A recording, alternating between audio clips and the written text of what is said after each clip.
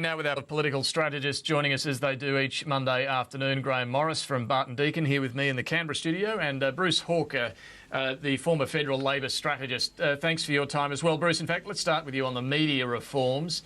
Well, today we've seen a number of powerful media players lining up to condemn what the government's proposing here, and the numbers in Parliament are looking shaky as well. Do you think this has all been worth it? Look, probably not. I think if the government did a bit more laying of the groundwork for these proposals, then I think they would have more success with them, frankly, because I suspect that most people would say, well, we don't really want to see media ownership concentrated into fewer and fewer hands. It's already highly concentrated in this country compared to overseas. But on the other hand, I think people have got a natural sort of suspicion and worry about a government-appointed regulator over the press council. It just probably jars a little bit. So I think this is part of the problem for the government. Ironically, when they're talking about a communications area, they're rather poor communicators. They've actually got quite good messages to tell, but things get lost in the selling of it. And as a perfect example of that, you only have to look at the numbers that Peter was just putting up on the screen then. It was at 73% for the NBN. If you listen to the opposition, you think that everybody hated it. The mining tax, 57% support. They're big numbers. Even the carbon tax is at 44, 46. And of course the 457 visas as well. So when you look at these things in isolation, people say, yeah, they're good ideas, but something gets lost in the selling. And I think that's where they've got to do a lot of work between now and election day. Yeah, it'd be interesting to see the numbers on this media reform, but Grahame, you don't need a poll of media executives and owners to know where they stand. We've seen that loud and clear today. Yeah, I popped into the hearing. In fact, the media owners were quite respectful of the Parliament and the Senate committees. If Kerry Packer was here, he would have taken their blinking head off. There were expectations we'd see a similar thing as we saw Kerry Packer in what was it, 88, 89? Sinclair and Costello were around. And it wasn't quite that dramatic today. No, everyone was quite respectful. There was a fair bit of information there. But, look, this is really ridiculous. The idea in Australia that a government would introduce a public interest media advocate or puppet, PIMP, a government media pimp, in this country is just not on. You know, the High Court has already ruled in government advertising that you cannot determine what is right and what is wrong in government, in political advertising. This one wouldn't get past the High Court either. And it just seems to me that you've got the Prime Minister and Stephen Conroy, the Minister here, saying, I'm going to blow myself up in 2 weeks unless somebody stops me. And it's just Looney Tune stuff. Well, none of us are constitutional lawyers, I should hasten to add, but Kim Williams certainly did seem pretty ready to go to the High Court should this get through Parliament. Bruce, what's your reading of whether it will or it won't get through Parliament, and what should Labor do then at the end of this week if Julia Gillard is still leader, a question we'll get to in a moment, but if these reforms fail in Parliament, what should she do with them? I think she should leave them alone and just walk away from them. See, in the UK, the reforms that they've introduced or planning to introduce over the objections of the media there came as a result of the hacking revelations by the News of the World. In other words, there was a huge uproar in the public about it, and the government took the opportunity to go in and look at some regulatory measures. None of that exists here. There hasn't been that feeling of unhappiness across the broad spectrum of the electorate. I'm sure in vested areas, yes, but in the general area, I don't think that's been the case. So once again, I think I would just park these at the very most and wait for an opportunity when you can come back, when you can pick up some public support for the proposition, or just let them go away. You know, and I suspect that there will be constitutional questions because the High Court has ruled in the past that there is an implied right of free speech, which they're very, very careful to make sure no one steps on. And you know, I suspect that Williams is in a pretty strong space when he talks about that. So yeah, all of these things say to me, let it go. It creates too much white noise. You can't get your good messages through when this stuff is happening, even if there is some merit in what you're saying about media ownership reach. Easier said than done, though, to walk away from these reforms. You'd have the opposition constantly at you between now and the election saying you're the ones who want to muzzle free speech. What are you're going to go back to these laws?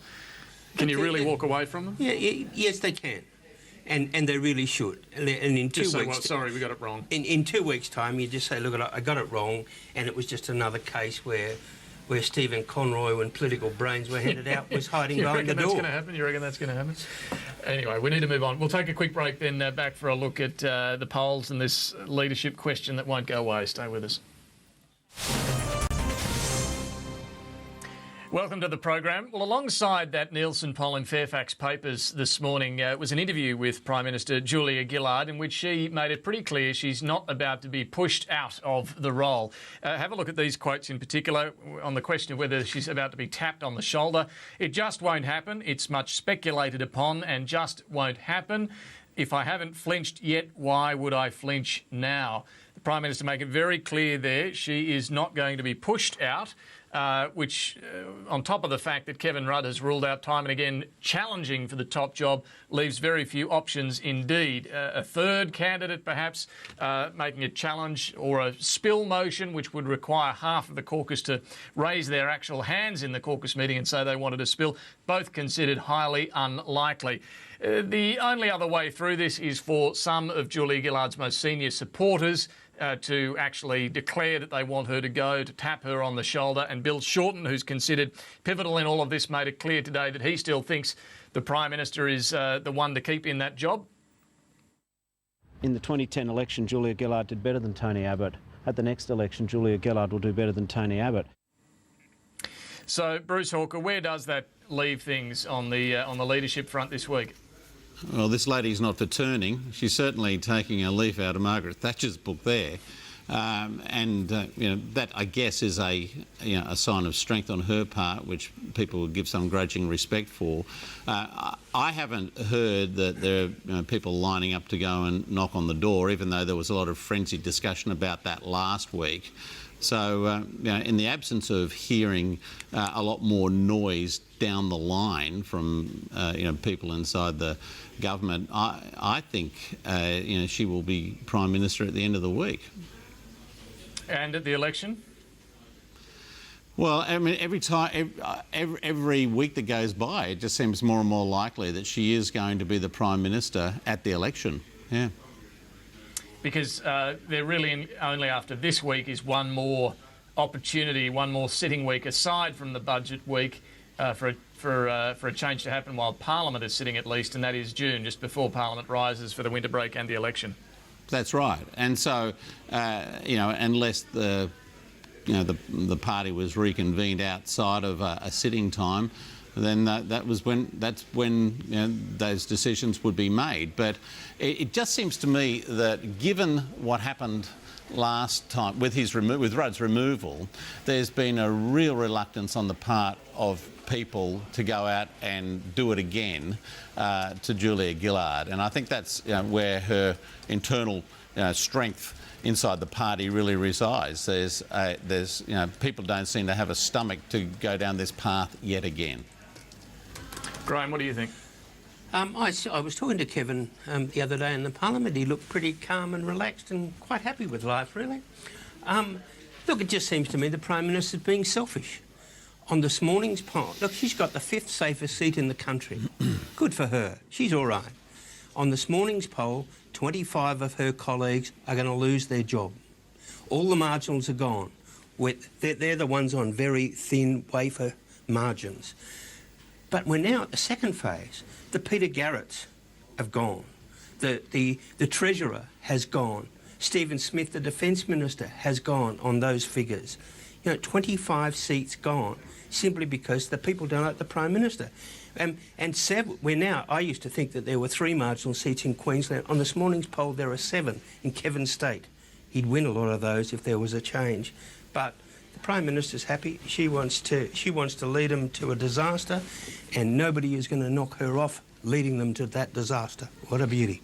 Well, Grahame, do you think they should, though? Because, of course they should. Well, the Liberals have been very critical of Labor for knocking off an elected Prime Minister in the past. Now you're saying they should knock off one.